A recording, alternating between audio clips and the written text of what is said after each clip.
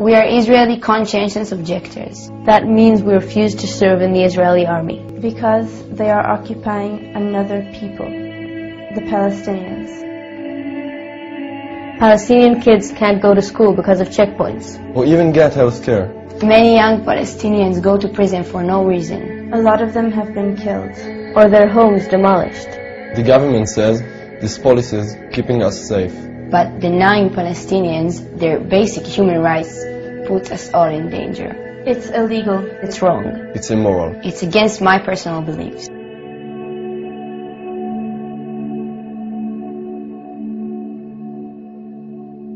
When I was growing up, I believed in war heroes and dying for a piece of land and everything for my brothers and sisters here, the Jewish community in Israel.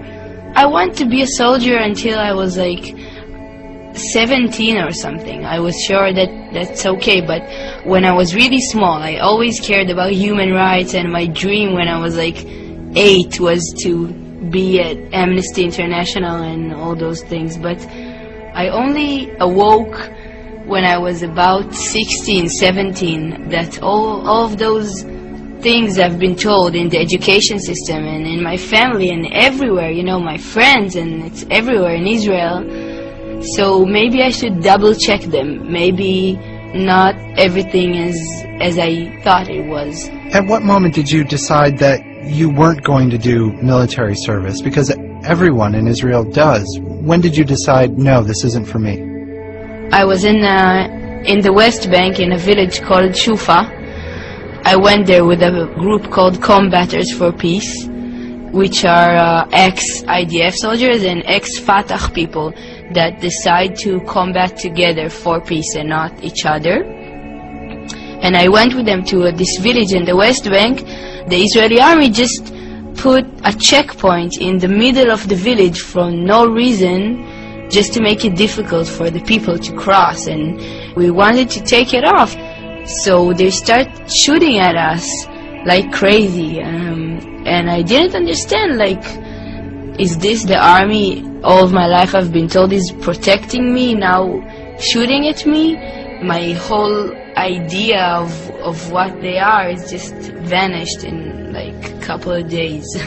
Was it still a hard decision to refuse to join? Of course it's hard, because in Israel, when you're born, you're a soldier to be, and your brothers and your sisters are soldiers, and your parents and your grandparents. It's not something that's far away from you. It's your best friends, and it's your ex-boyfriend. I don't know, it's like, and when you challenge them, and when you tell them in the face and in public, like I did, that you contempt them for doing that, for executing war crimes every day, they attack you personally. Although you don't do it, I didn't do it personally, you know. My opinions and my views are against using violence, not against my best friend who's, you know, just making coffee for this commander. So how did you actually refuse? How did you say no? You have a date for recruitment. Mine was in September, and I showed with a demo of like 100 people supporting me. I got in and I refused to recruit. So they took me to this judge, and before he judged me, he talked to me and he said, like, I believe you can change the system from the inside, and you know, things like that. You can stand in a checkpoint and give little children toffee. And I said that it doesn't matter if I give them toffee or not. I'm not supposed to be there, because in the end I'm not letting them pass.